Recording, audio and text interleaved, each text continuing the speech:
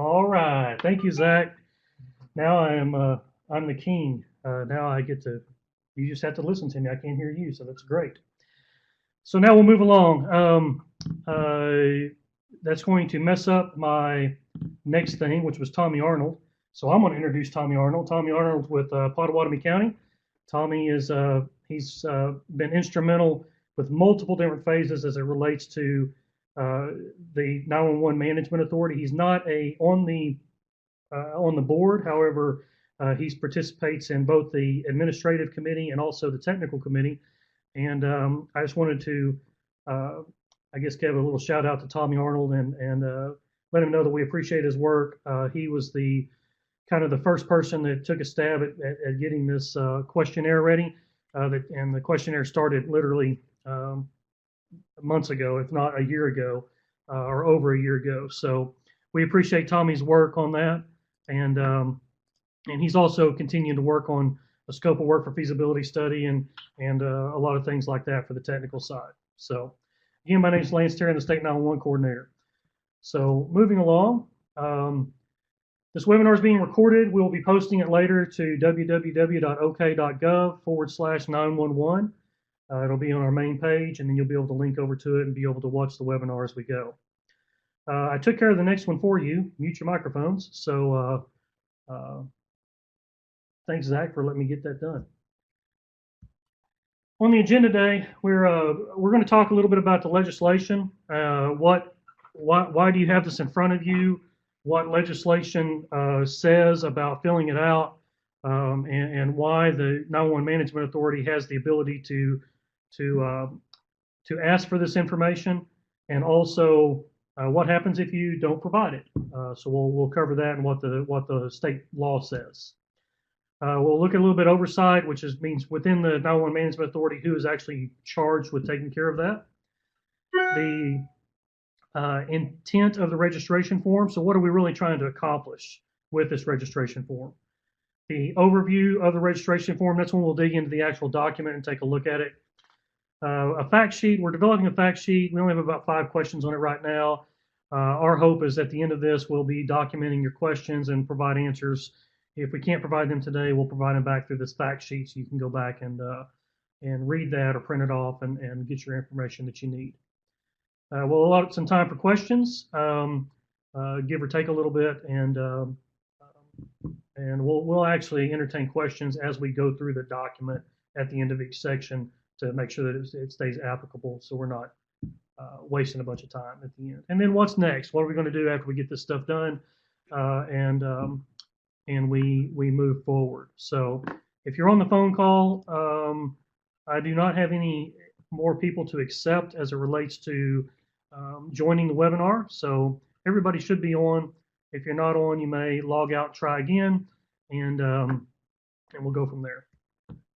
All right. So the legislation, you guys might want to jot this down if you're in the 911 business. It's always good to know kind of in the area of where in the state statute you can find what governs 911 in the state. It's in Title 63. I go to Section 2864 because that's kind of the marching orders of the 911 Management Authority. Before and after that, there's several sections that relate to wireline and wireless and voice over IP and prepaid and that dreaded curse word consolidation and things like that. There's sections in there that cover all of those things. So not that I don't want to bring consolidation up, but there is a section in there that gives the management authority the ability to make sure that we can provide service from state to state, border to border. So with this, the powers and duties of the State 911 Authority, or State 911 Management Authority, created in Section 3 of this Act, which is the previous section to the one we're looking at, shall be to, so these are the specific powers and duties that the 911 Management Authority are required to do. As it relates to the registration form, they require an annual report for public agencies regarding operations and financing of the public safety answering point and approve, modify, or reject such reports. So yes, it does relate to financing, and it does relate to all of the operations within end to end. And so, and they also have the ability to approve, modify, or reject those reports as they come in. I'll be honest with you, I'm pretty sure one of the 2 reports we've received so far will be rejected because there's a lot of guesstimates in there that were that's not going to give us any good information. So the next thing that they do, or another section that it outlines, is provide a clearinghouse of contact information for communication service companies and PSAPs operating in the state. So when you look at that questionnaire, the first couple of pages is nothing but contacts. And so we'll be covering that when we get a little bit closer. So those are the 2 things it's covering. You go back over here and you look and say, okay, it's the operations, the financing, and the contacts.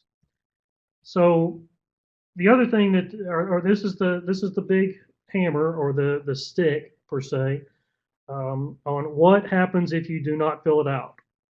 In that same statute, 2864, it says direct the Oklahoma Tax Commission to escrow all or any portion of funds collected pursuant to the Oklahoma 911 Management Authority Act attributable to public agencies, if the public agency fails to. So the money that you get from the Oklahoma Tax Commission today for voice over IP and for wireless and for prepaid wireless, the Tax Commission, or the 911 Management Authority, has the ability to escrow those funds or parts of those funds until you come into compliance with specific things.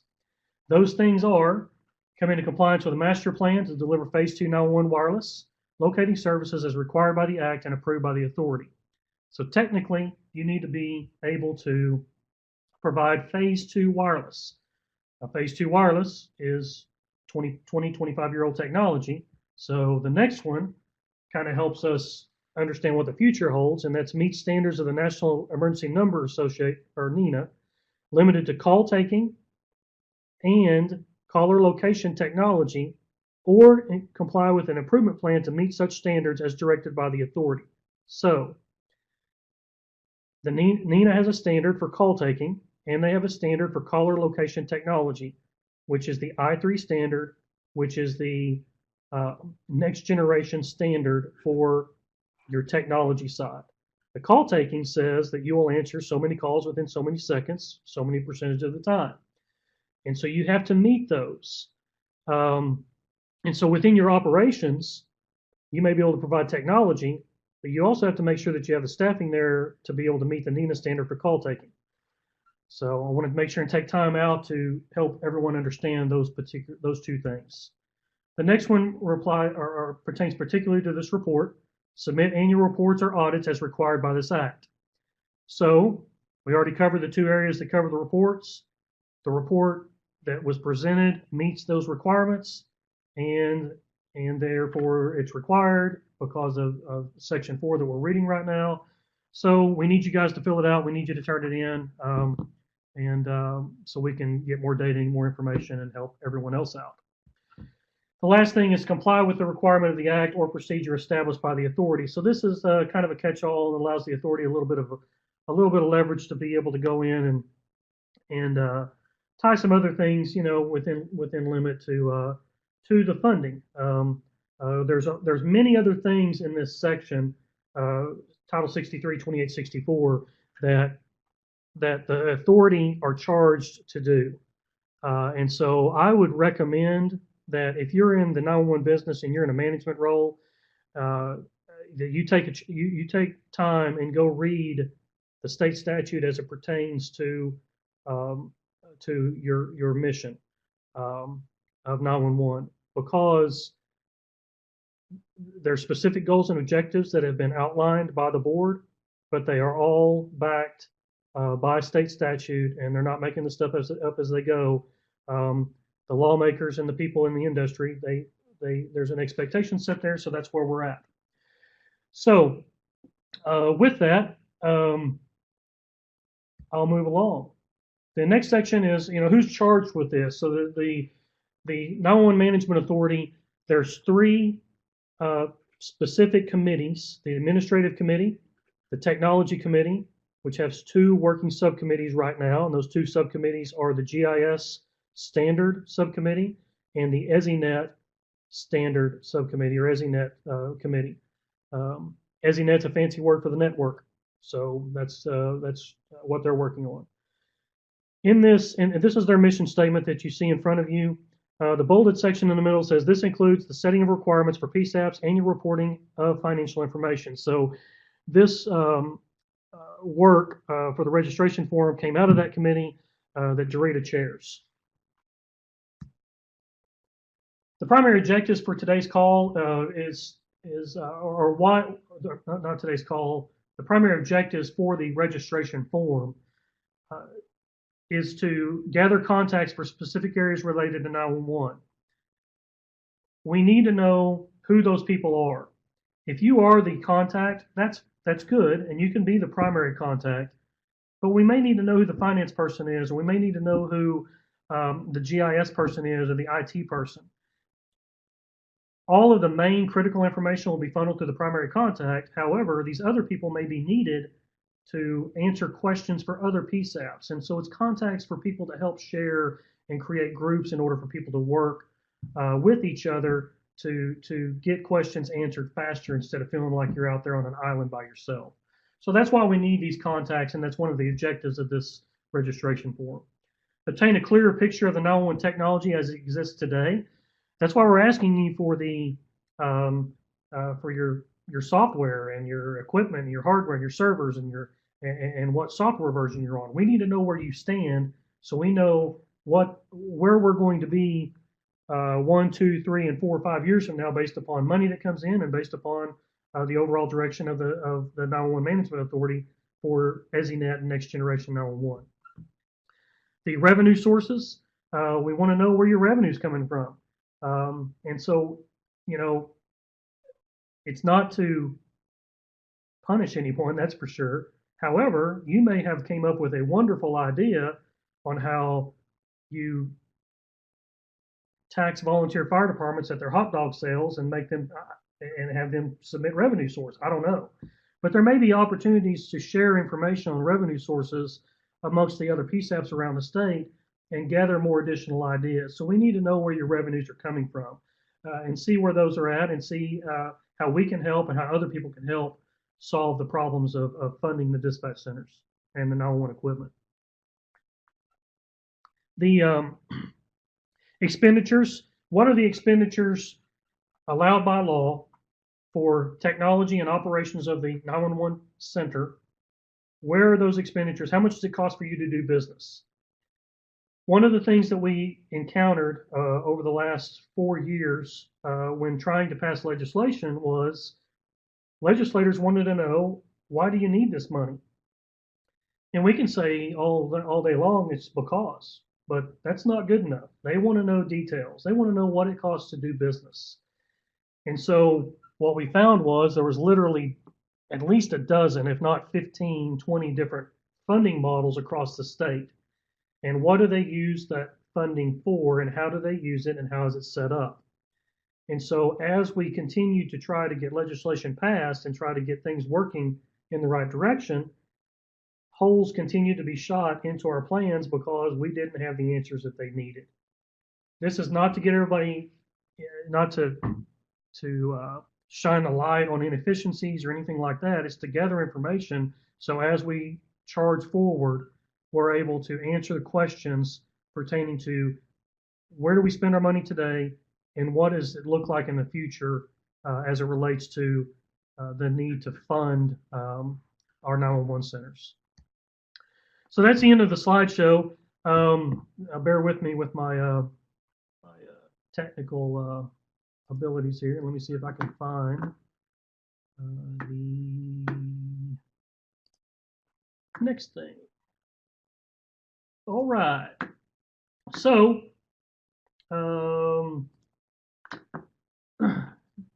Crystal, can you see that? Okay. So this is our main page for the 911 Management Authority.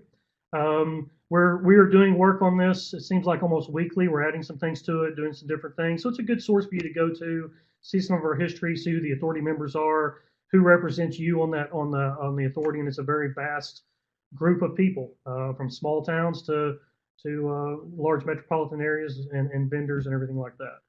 So when you come here, you'll be able to see that we had our logo contest going on. That's closed. It closed Monday. We got some pretty cool ideas, and looking forward to making some decisions there. But when you come here, you'll see this opening page, and this is where our main things are happening. One of the dreaded, most awful things that probably happened in 911 is that little thing right down there, because I was selected. So I'm not sure why that's there, but hey, you got me, so here I am. When you go into the 2017 PSAP registration form, it gives a little bit of information there. Here's the title and the state statute information, again, on why does this exist and why are we doing this. Go there, read it, understand what laws are made up to keep you guys honest and keep us honest. So when you go there, you can click on this registration form. My plan is this will also include the webinar and also the fact sheet. So when you go to the PSAP registration form, we're just going to kind of walk down through it. I'm going to stop at every section. I'll hit *78, and I will turn the speakers back on. Hopefully, whoever put us on hold earlier, and we had wonderful hold music, will not put anybody on hold again, because that was a little bit distracting. So as we work through the registration form, the initial information here is the name of the public safety answering point. So what is the name of the public safety answering point, and what's the contact information? Who manages it? What's the management contact? So who is the person that oversees? This is your primary contact as it relates to the PSAP itself. This is the person that we will be sending meeting notices to, and things of that nature. The operations dispatch manager. So in our operations committee, there's work that's being done to help guide or help give some overall direction and understanding on what's going on within operations. How are you delivering services at your dispatch center and your PSAP? We need to know who that contact is. If Matt Stillwell, the chair of that committee, or one of his subcommittee chairs, needs to reach out to someone and ask how Tillman County is set up and how they're doing business, then they may need to talk directly to this person. So that's why we're asking for that. The finance officer. So this is your person that takes care of the finances. And who is that financial officer for your area? This could be the same person as your management contact. However, we know who the management contact is. We can contact that person. So if your financial contact person that knows where the deposits are made and things like that, then give us that information. We're not here to try to hide things or get you in trouble. We're just wanting to get some good, solid contacts to help answer questions. So when you call my office and you want to know what are like agencies doing as it relates to deposits and how are they showing that through, because you're being audited, it would be nice for you to know who that contact is, and so we can help share that information out. The technology contact. This is going to be huge in the future. As we start looking at EZNet and Next Generation 911, the way we plug into selectable router today well, it will change. We know that. We know that the copper's going away, and we know that we're going to go to more of an IP-based system. And so we need to know who those technology contacts are so we can be sharing that information out and also answering questions that come up. GIS. Next month, we anticipate that there will be a GIS standard that will be sent out for a 45 to 60 day vetting process. We need to know who your GIS contact is, because GIS is the core component for call delivery in a next generation environment. So we need to make sure that the GIS data is accurate and it meets the standard, and that we pass that information and share it with your neighbors and share it ultimately with the state. So we need to know who that person is. Your governance information. So what type of governing body are you? Again, this is one of those areas that were very vague as we were trying to pass legislation. We don't know how you're set up. Are you strictly a city council, mayor, city manager, so it runs through a municipality? Are you part of a COG, SWOTA, INCOG, ACOG? All three have very strong participating bodies as it relates to how they're set up. County commissioners, tribal authority, trust authority. Are you actually an individual trust? or some other combination. So we left another there because we don't really know what the other things could be in the state of Oklahoma. So tell us about that. Give us the mailing address. What is the mailing address? If we wanted to send information specifically to this body, where would that go? How many officials are on your governing body? Tell us how you're made up. And do you have interlocal agreements out there? So if I had a question that came in and said, we're looking at going to a trust authority, we don't have any idea how it's set up. We know we need about 5 people on there, and we need to see what the local agreements are that are out there. It would be wonderful if you were the one asking that question for me to be able to provide that through documentation and not through Lance's brain or through Crystal's brain. And so I could go to this, I could say, okay, trust authority, 5 members, and they do have interlocal agreements with cities and counties. So I can immediately pull that up and I can give specific contacts for those particular bodies that are set up that way. So I'm finished with section 2, which is the primary contacts. I'll go ahead and open up the unmute the phone. If you have me on hold, you're not going to know, but hopefully you don't. But here we go. We'll see what kind of questions you have. At the bottom of your screen, you also have a place to pose questions, and so you can do that also as we go along, and I'll try to make that work.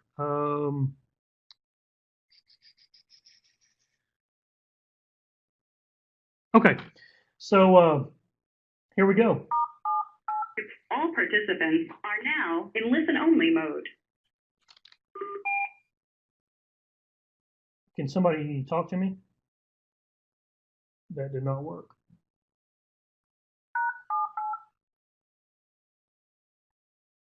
It starts again, it'll unmute. Ah, gotcha. To place all participants in broadcast mode, press 1. To begin voting, all participants are now in listen-only mode.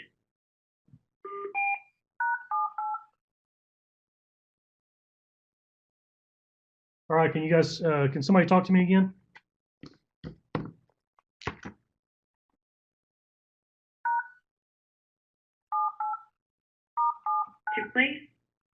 To place all participants in talk mode, press 1. To begin, all participants are now in interactive talk mode.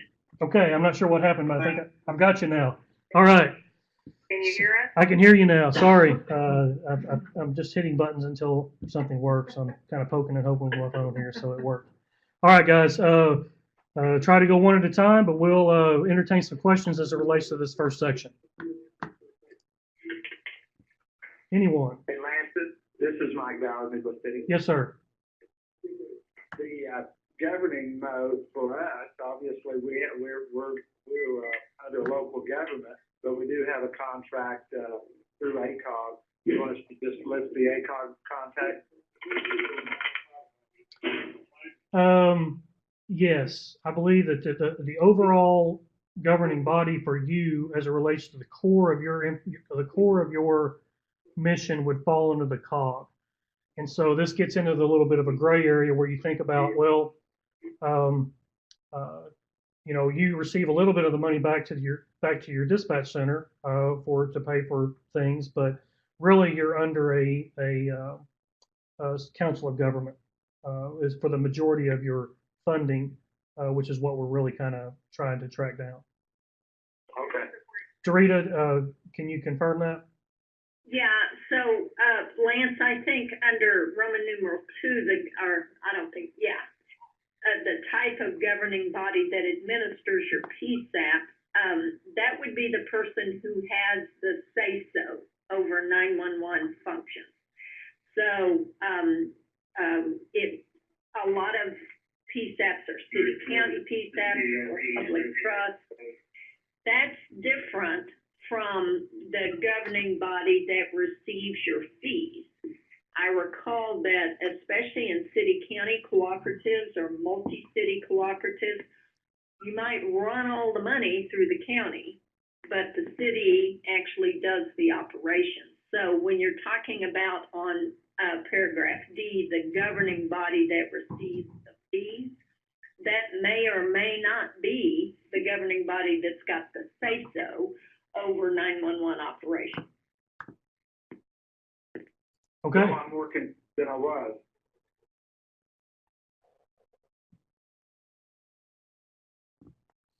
Hey, Lance? Yes. This is Russ. Yeah. Same similar question regarding GIS. So we're gonna include our COGS GIS information there or our local GIS? I think back for you, back for the ACOG region, it would be under Council of Governments, and your contacts would be the primary people that are putting your GIS information into your 911 database, which would be ACOG. Okay, thank you. Okay. Mike, I think we may have answered your question. I think you would fall under a COG, and then and that would be your primary because that's where your your higher percentage of work is being done as it relates to the 911 funding. Okay. Okay. And we'll try to provide better clarification through our fact sheet when we get that done. All right. Any other questions? Well, I have a question about the financial. Okay. We'll get to that in a few minutes. As soon as we get down to this is really only the section 1 and 2. So any questions related to governance information or the contacts? Yeah, Yes, sir. This is Debbie from Caddo County, and I've got a secondary PSAP. Do I need to fill this out twice? I mean, everything is the same. Debbie, you're talking about Anadarko. Does Anadarko receive direct funding? No, They do not. You receive the funding, correct? correct. Okay. And you transfer 911 calls to them, is that correct? No, we actually set a position over there. Okay. It goes through our equipment, and then Rob fixed it for a ring over there, or we can make a ring over here either way. Okay. Just, Okay. So that's a good question. So you have you would be similar to the way that except that Anadarko does not receive direct funding. I think we need to capture that. If they have 911 equipment that allows them to answer the initial phone call coming in and it's not being transferred, then I feel like that you need. actually goes through our equipment here. Rob fixed it where it'll bounce over there, where they could answer it, or Right. we could answer it. And then I maintain all their addressing, I take care of the funding, I pay their trunk fees, all that stuff. Right. However, they do answer direct 911 calls through a position. Right. Correct. Okay. So if it's a 123 East Main in Anadarko, then they would actually get that 123 East Main as the primary PSAP. Okay, so I'll need to fill out 2 forms. Yeah, I think we need to fill out 2 forms for that particular situation. If you answer the 911 call first, then I think that it would be good to have that information. So. Okay.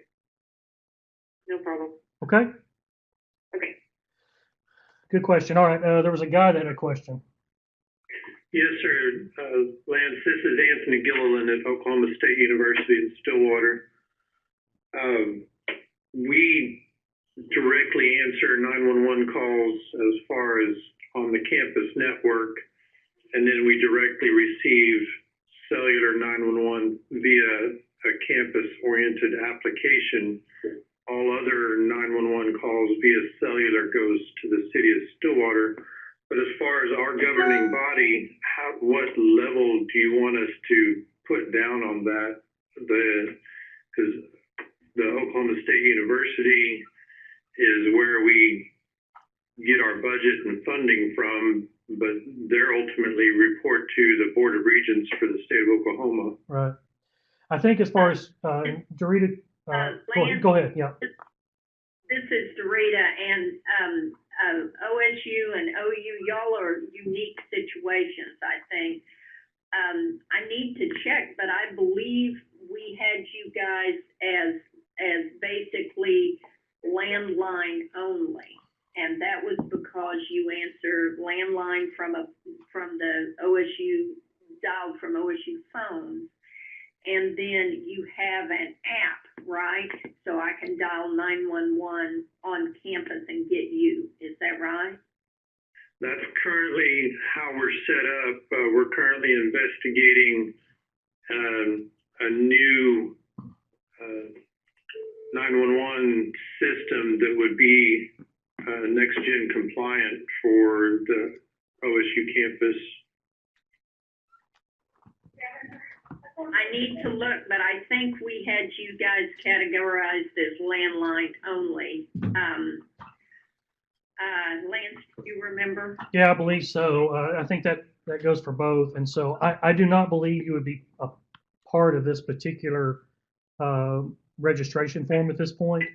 I think it's one of those things we have to address. We have to address it at a higher level than just this registration form. How do the campuses fit in and things of that nature.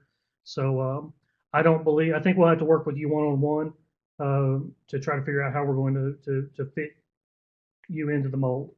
So for now, I don't need to worry about that Correct. deadline coming up. Yeah, don't worry about the registration form at all, and we'll have to figure out how we can fit you into the next round, or because it may need some modifications somewhere within the rules or something like that on how you guys fit in. So because there's other dispatch centers out there that don't receive 911 calls at all, and we're not including them at all. When I say 911, traditional 911. So no, you don't have to. All right. All right. All right. I'm going to go ahead and, anybody else have any questions? I'll go ahead and open it up. All right. Moving along. Lance? Yes. This is Jana with SWOTA. Are you not seeing my questions I'm posting online? I probably am, but I've got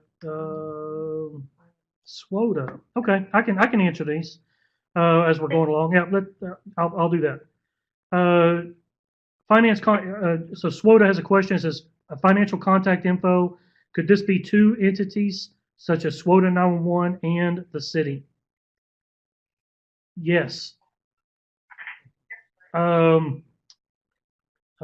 However, for the particular contact, I think if we had, if the city is filling it, if you're filling out a questionnaire as it relates to a particular city, then we could capture the city financial information.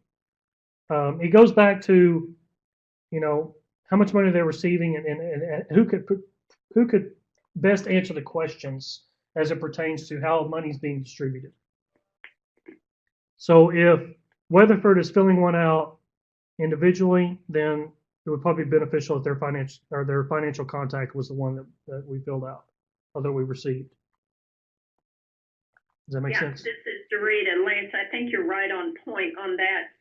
Jana, and SWOTA, does not all the money come to SWOTA, all the wireless and voice comes straight to you, and then you deal with money based on your agreements with each jurisdiction after that?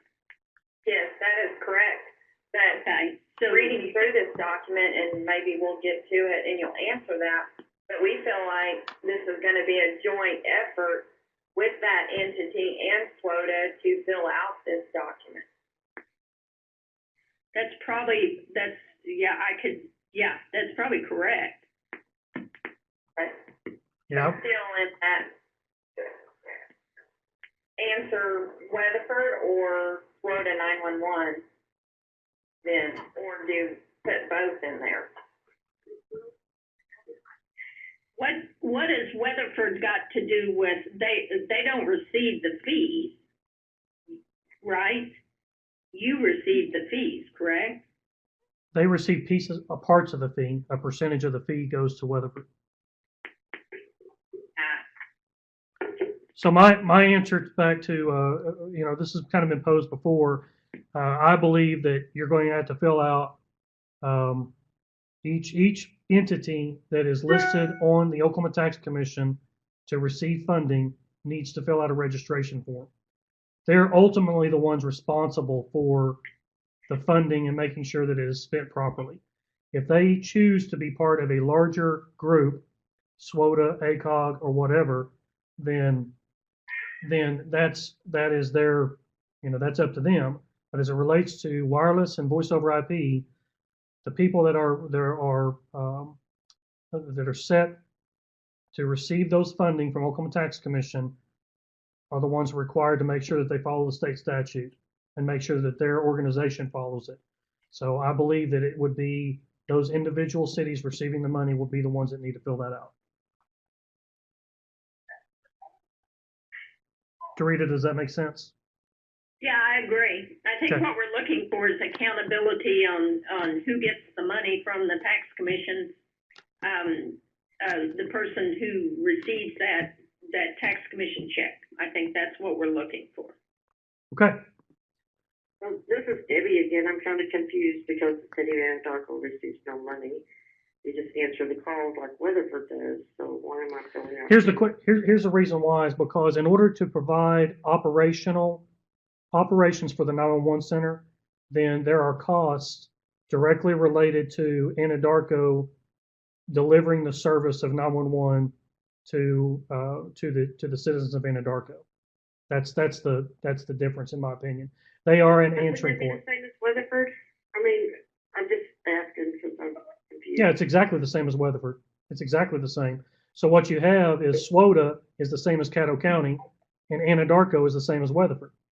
They both have a piece of delivering the service, so they are identical. Do they both need to fill out the form? Yes. Yes. Okay. Okay.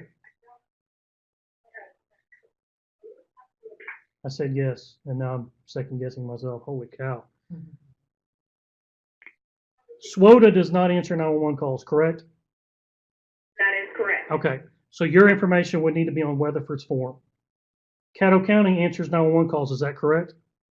Correct. Okay, you need to fill a form out. Does Anadarko answer direct 911 calls?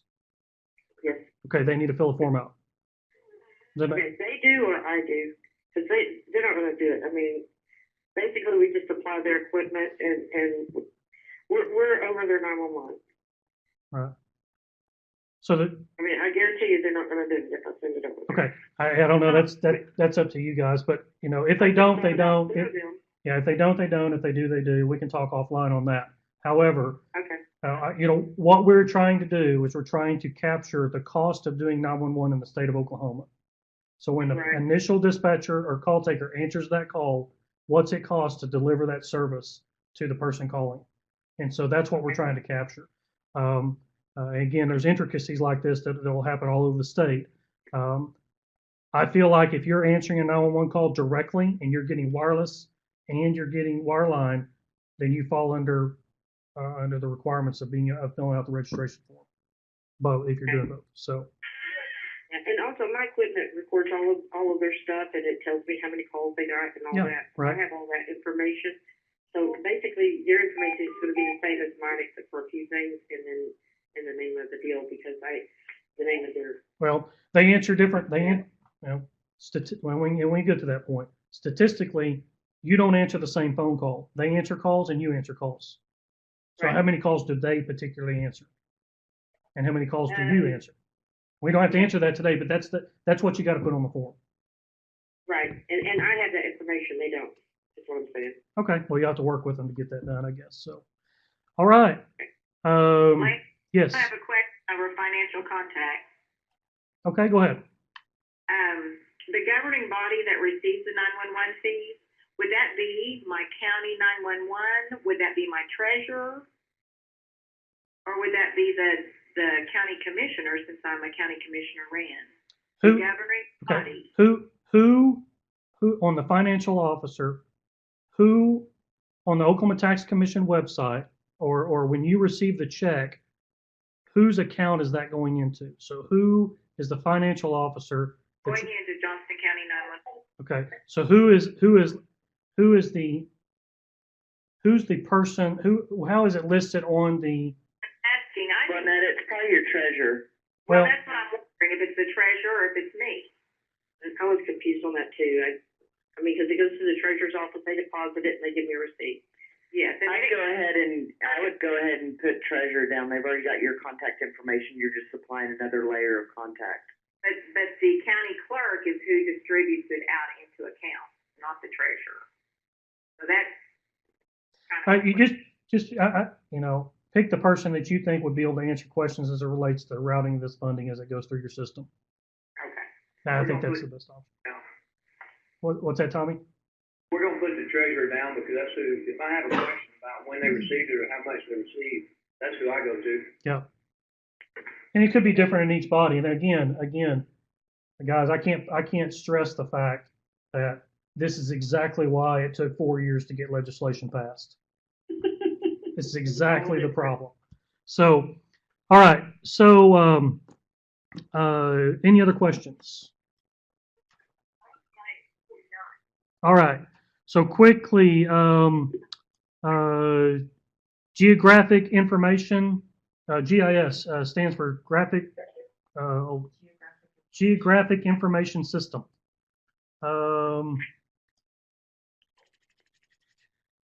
All right, and we'll get to this other one as it relates to reporting period in just a few seconds. I think we're good.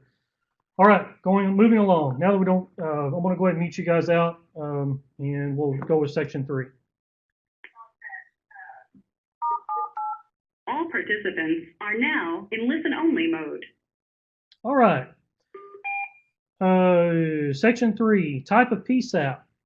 Do you answer landline, wireless, and voice over IP calls? Are you primarily landline calls only?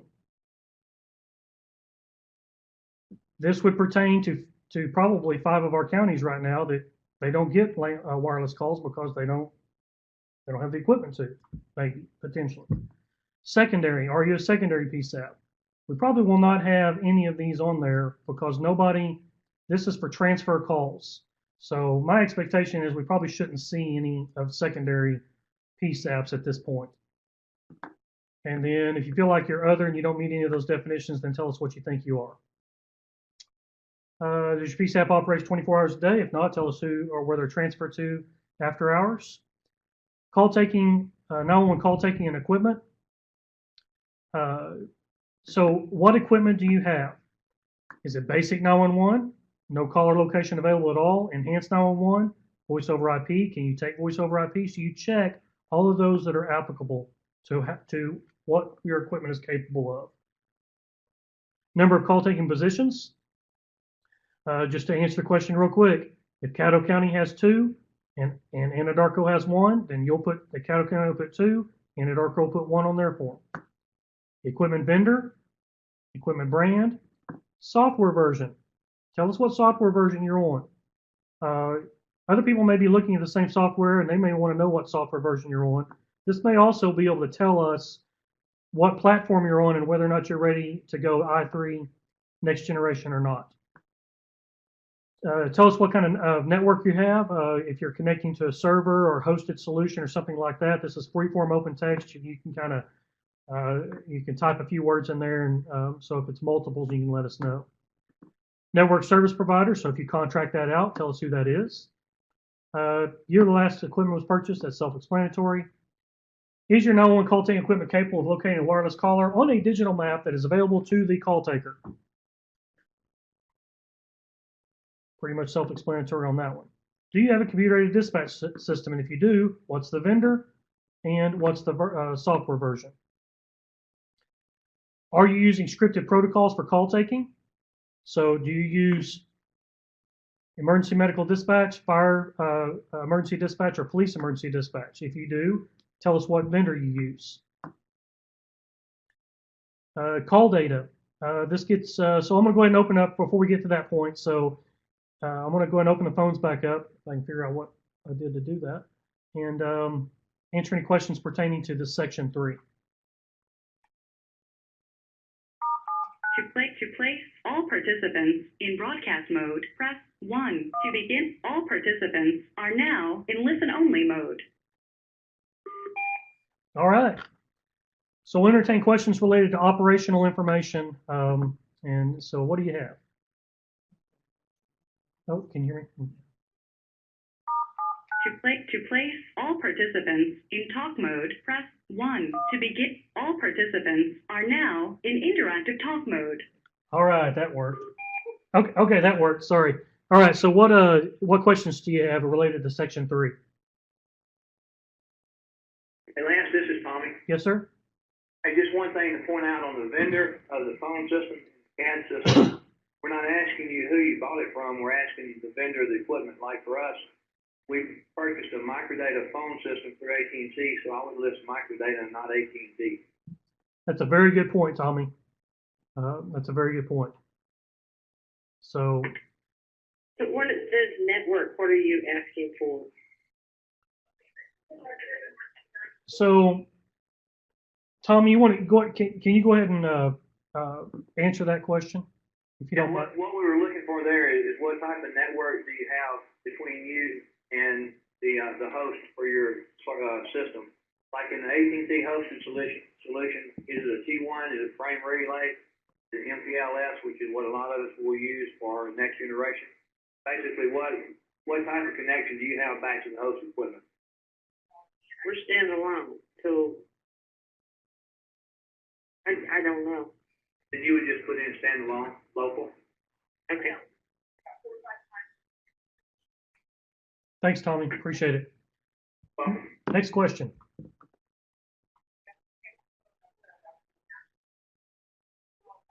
All right, moving along. Call data. All participants are now in listen-only mode. Okay, call data. The 911 calls received by your PSAP from 7/1 through 6/30 of 2017. So we're looking specifically for these dates. I'm looking at a question real quick, make sure I see what it is. Okay.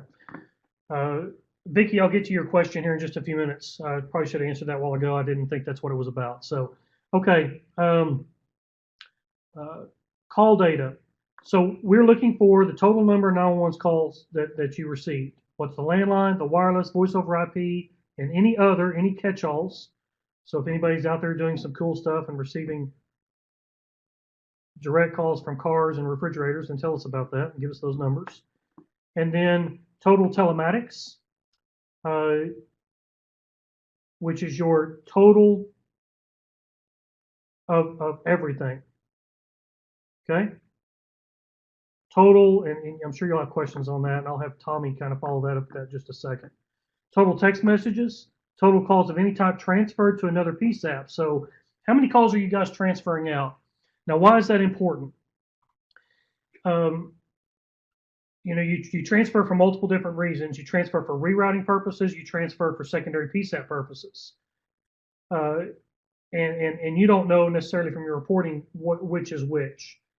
I think in the future, what we want to be able to do is identify, are our transfers to other PSAPs going down based upon changing of infrastructure or better locating of callers and things of that nature. So as we roll out procedures or processes or giving you suggestions, my hope is this transfer to other PSAP number will go down, especially by percentage. So we need to know what those transfers are to other PSAPs. As we make changes, we can kind of see, oh, we're doing better across the entire state of being able to get the caller into the right PSAP. Total abandons or hang-up calls. So how many people gave up on you? I'm just kidding. How many people hung up before you answered? Total incoming administrative lines are 10-digit. If you don't have that number, then you don't have that number. You don't have to fill it out. Total outgoing administrative lines, 10-digit. If you have that number, that's great. If you don't, then that's great. And then total administrative lines that were abandoned or hang-ups. We all know that your 911 operators are doing other things other than just doing 911. So how busy is your dispatch center may directly relate to how many positions you have or need. What are your other things that are going on? And this gives a little bit better, clearer picture to the board and to legislation that it's more than just 911. And these are busy people, and that's why we have to make some changes. All right, I'm going to open up the phone. Tommy, since I open it up, if you could explain a little bit about telematics and how this section should look. To place all participants in broadcast mode, press 1. All participants are now in listen-only mode. to all participants are now in interactive talk mode. All right, it takes me like 5 steps to get there, but you should be open up now. So Tommy, could you elaborate on this particular section? Sure. Total 911 calls, item number 1 there, should be equal to the sum of 2 through 6. So when you fill that out, you want to make sure that those numbers tie back together. Number 5, the total other was just a catch-all in case you had some classification of a call that we didn't include in landline, wireless, and voice over IP. At this point, I'm not sure what that would be, but we wanted to make sure the numbers balanced, so that's why we put another column in there. On the telematics, I'm not sure how many of us at this point actually have the ability to measure that. But if you do receive telematics calls directly from a vehicle, we want to make sure that we count those as well. Okay. So I'll open up the floor to any questions. I do want to point out that, you know, if you are your vendor can help you with this. So your vendor, you know, if you're having a problem with your report, it's a good opportunity to take the time to get with your vendor to learn more about your reporting software and your data that you're able to extract. One prime example is if you are hosted with AT&T, then you have access to ECATs. And so if you're hosted, you have access to ECATs. So if you're paying AT&T on one of their hosted solutions, you can contact Johnny Irons, and Johnny Irons will be more than happy to help walk you through that, because that's I just talked to him a couple weeks ago, and he says, "Man, that's what I'm here for." So so you don't have to struggle with it, and you for sure don't have to guess. All right. Any other questions or any questions? Is the total 911 calls received, is that not the total of 2 through 5 for the answer on 6? Well, the sum of 2 through 6 should equal 1, so it's a sum of all of these will equal this one. Okay. So that's what we're looking for. If they don't equal, then you're missing something in these 3 columns. They should fit in, so all your total should fit into these 5 columns, which should total this total number up here. All right. Anything else? I'm going to back up a little bit. Vicki, get your question knocked out of the way. Vicki Ashley with Rogers County asked a question, says, the reporting period, July through December 2016, Claremore was a PSAP. They consolidated to our center in January of 2017. Does Claremore have to fill out the form? This is Dorita, yes. Okay. Okay, thank you. All right, very good. Good question. You're going back on mute. All participants are now in listen-only mode. Okay, finance information. This will be, I'm anticipating we'll have quite a few questions here, and we'll do the best we can to answer those. So revenue from 7/1 to 1/31, a 7-month period, we need to know what those are. So this section A relates specifically to this 7-month period. We're trying to get as close as we can to capture 50-cent money, 50-cent deposits, compared to down here, which is closer to our 75-cent or 67 to 68.5-cent deposits. So that's what we're trying to accomplish. We need to know, has the change worked? We need to know that. Now, granted, I mean, we need to know quite a few other things, but really at the end of the day, what we're trying to do is we're trying to figure out what did you bring in and what are you bringing in now, and how far of a gap do we have between what we intended to do and and how can we be successful with the goals and objectives we set forth with the initial legislation. So this is landline fees. So government entity that receives a landline fees, it's a little bit different, but Norman, for instance, they agreed to have ACOG get direct funding for that. So ACOG would go here. Name of person that manages those deposits. Duplicated effort gives you another opportunity to put a different person here if you want to give a clearer picture of how you operate and then what the amount is. Same thing for wireless, same thing for prepaid, and same thing for voice over IP.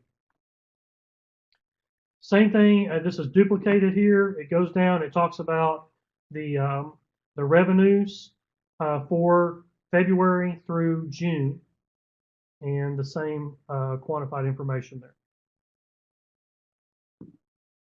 Is the tax earmarked for capital expenses only? So do you only buy capital items or not? Income, let's see, backing up, see, that's correct. Yep. Income received for dispatching services of emergency responders.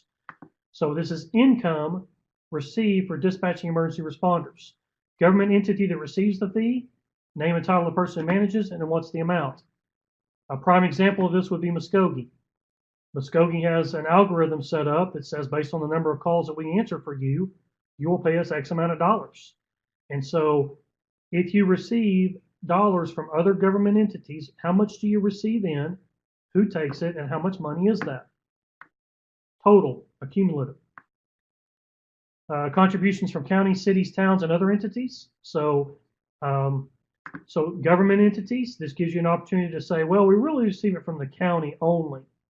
Okay, so you could put that here. This could be your volunteer fire departments. It could fall into a lot of different things. You could put it here. You can put it here. You could, if you have something that falls specifically over government entity, the city of Edmond gives money to the city of the village to provide dispatch services. City of Edmond would go in here because they provide money to the city of village or to the village. Contributions, same thing. Other list of sources. So where else do you get money from? Tell us what those are. So this goes back into the same. This goes into what are your deposits? How are you bringing money in? So before we get to expenditures, I'm going to go ahead and open the phone up. I think it's a good breaking point to kind of answer deposits only. Where are you getting your money from? So here we go. All participants are now in interactive talk mode. All right. What questions do we have about deposits, about income? Where are you getting your money from?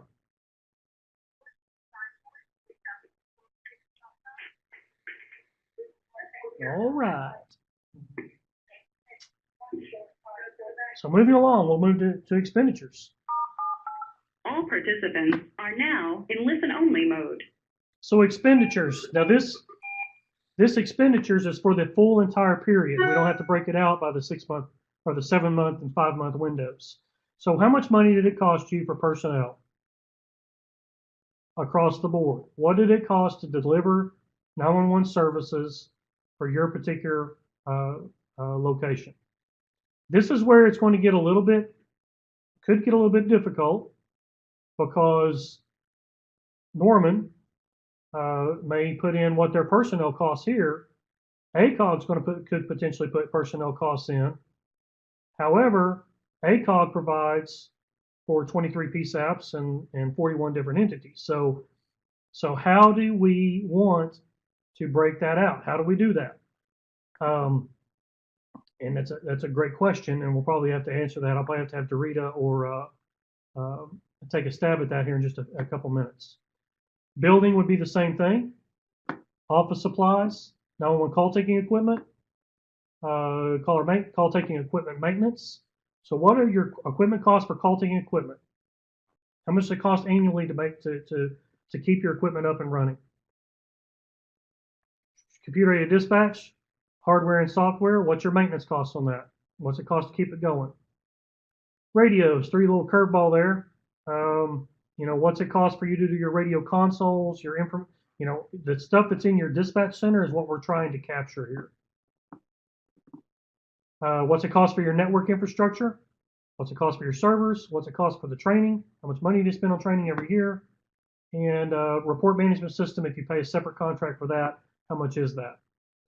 Mapping and addressing, personnel, software expenses. So what is your total cost for mapping and addressing?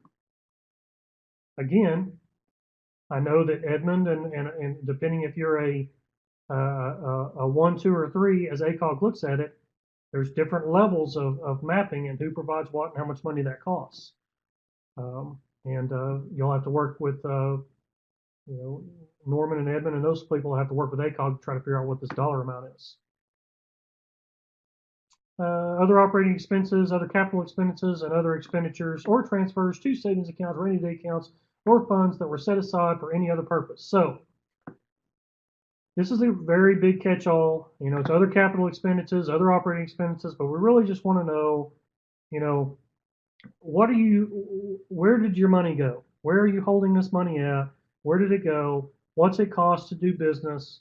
And how do we help each other provide 911 across the state? So that's what it boils down to. So I'll go ahead and open it up about expenditures. And first, I want to, this could get muddy very quickly. And so I'm going to open it up to Dorita to give her piece of this as it relates to personnel, specifically for those hybrid type. And INCOG is another example. You have costs at INCOG, overall expenditures and costs, but you also have Broken Arrow and those other entities that you provide service to. So I'll open the phones back up. All participants are now in interactive talk mode. This is Dorita. Tommy, I'll probably need you to weigh in on this also, but I think the overarching purpose of subsection D here is how much does it cost to answer a 911 call? And so ACOG and SWOTA and me here at INCOG, we're basically support staff and management and governance. I don't know how well we thought this out about what to do with COGS, but Tommy, my inclination would be that that the COGS staff for governance and maintenance and management wouldn't be included here. What do you think? I agree with that, Rita. I think the intent here that we had was to capture the actual direct cost of what it takes to operate the PSAP, not some of the administrative costs. I have to be careful when I say that because the 911 coordinator or director, whatever you have in the area, we certainly want that cost. But when you step away to the COG level, I agree with you. Yeah, and so Lance, this brings up a really good point. It seems like every PSAP is a one-off, a special situation. And so people always have the alternative of submitting a narrative that says, hey, in personnel, I didn't include ACOG's governing staff, and here's why. And so just tell us in plain words what you did and why your situation is unique. I think that would be helpful. Okay, so one of my immediate questions is how do they do that? I would prefer that this be a dollar amount here, and you would send an email, a separate email that would outline how this. Well, let me think about that. No, I think we want a dollar amount under personnel. Yeah, we want a dollar amount here, and then you can. That needs explanation. We need an avenue for people to explain and clarify. Okay, so our email address that you will send that to, and I will type it up here in just a few minutes so you guys can write that down, because you'll also need to send us a copy of your annual budget, and you'll send that. Oh, I've already put it on there. It's on the form itself, so you'll send that here. So if you have some one-offs, you can type those up and explain a little bit more detail about how you answer the questionnaire or why you may be a little bit different than other people. So, next question.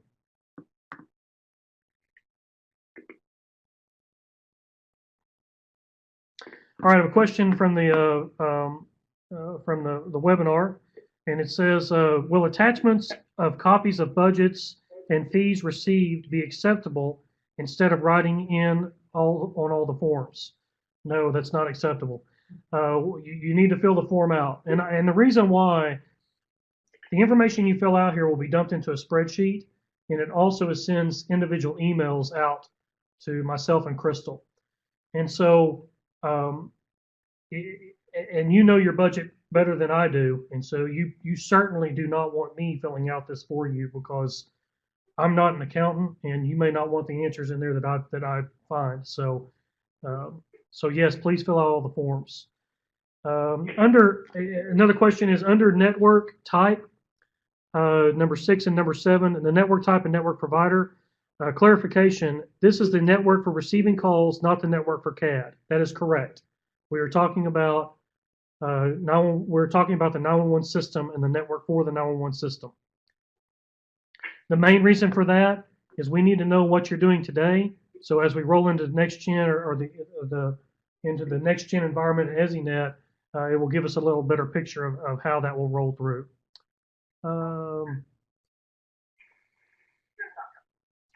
Let's see. Here's another question from Jessica Carter. It says, we have microdata system as well, but AT&T services the phone system.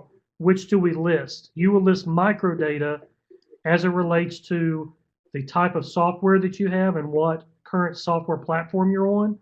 You might list AT&T as your provider for the network.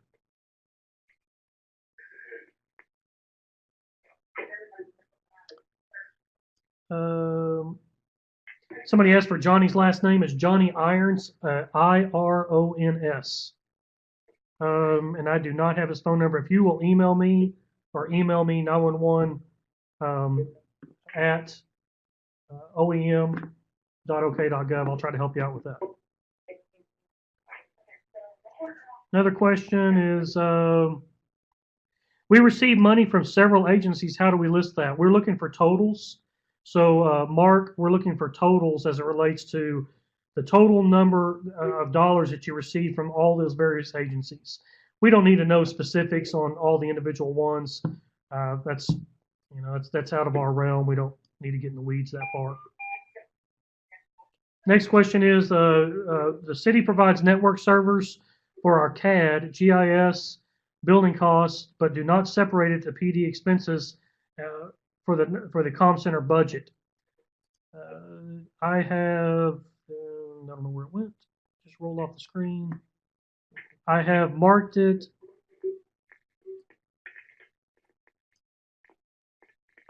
Hold on, guys. I gotta mess you up here for just a second. There we go. Okay. I have marked it 0. Would that be correct? If they don't do the 911 specific particular part of it, or you can't break it out, I don't know that a guess is going to do us any good. So we're looking for real costs as it relates to your network for 911. And Tommy and Dorita, just correct me if I'm wrong on any of these. Yes, 911 at oem.ok.gov. Are we limited to the amount of characters that can be in each box? If you can type it in there, we can receive it. So we'll leave it at that right now, as I'm not exactly sure, but we will go back through and we'll put it on our fact sheet if there's a limit. Does a copy of our budget and audit need to be sent? Yes. Send it to 911 at oem.ok.gov. And so but your question was your budget and your audit. At this point, we're just asking for your budget. I'm not sure that we want to know about your audit. Dorita, is that correct? Yeah, I thought we were asked. Yeah, that's what the form says. That's what I'll say. Okay. We might need to talk about that offline, Lance. And Okay. Tommy. Okay. Thank you, Dorita. If dispatcher personnel are paid through so this is a question from Justin Carnegie. It says, if dispatcher personnel are paid through the sheriff or police department budget and not part of the 911 budget, 911 funds are not used to pay for these personnel or for those personnel. Should the wages, insurance, and retirement, etc., be listed on this form? Yes. And the reason for that, Justin, is we want to have apples to apples comparison with other PSAPs around the state. So you may have sufficient amount of money because you only pay for a certain piece of that, but other people are paying for salaries and wages, and we need again, we need an apples to apples comparison.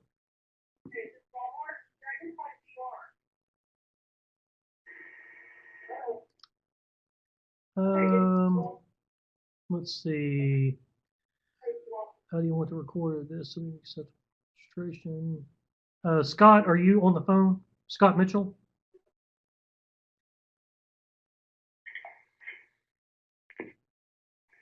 All right. Okay. Shelly Staubach, thank you for giving Johnny Iron's phone number. Johnny Iron's cell phone number is 409. It's area code 405-409-0871. Area code 405-409-0871. His email address is JIRONS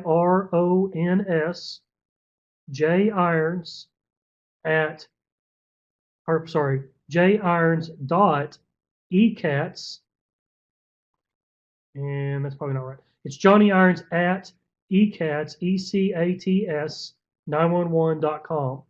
So J Irons at ECATS 911.com. Thanks, Jarita and Shelley. Marty over at Cherokee County. If other agencies have personnel that answer 911 calls in our center with equipment that is provided by us, do we record their salary costs? Yes.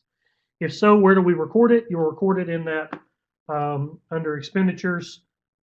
It would be lumped into where's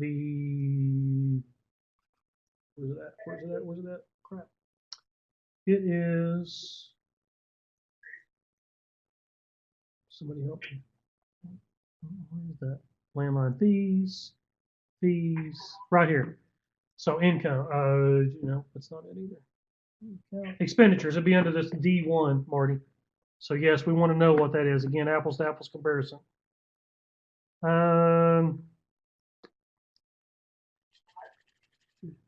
Okay, two people have made the same comment. It says, we do not have a specific audit for 911. It's for the entire county. What should we do? Another person says, my audit's for the entire city of Duncan with our department, and our department's not individually audited.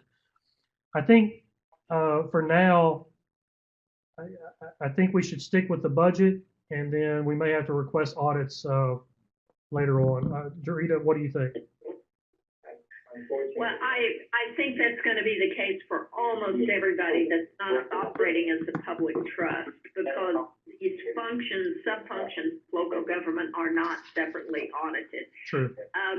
I think the statute wants to know that somehow somebody's auditing the local government that runs 911. So that's probably the best audit we can come up with, is a city or county audit. Okay. So I guess the question is do you want them to submit that along with their budget? You know, I believe, and that's what I was thinking we might talk about offline. I Okay. believe the law requires that. I'm going to look at that Okay. while we talk here. Okay. Well, we can, and we can certainly ask for that later also, and follow up with some other things. So. The other thing is, if it's a city or county audit, it's filed with the state auditor and inspector also, and those audits are available online, as I recall. Okay. So Lance, this is Jan. I have a question. Can you tell me who we contact when we're filling this out and we have questions? You can post questions to 911 at oem.ok.gov. You can also call me here at my office, and my number is 405-521-3068. So 405-521-3068. That transfers to my cell phone. If I'm not in a meeting, I answer it. So.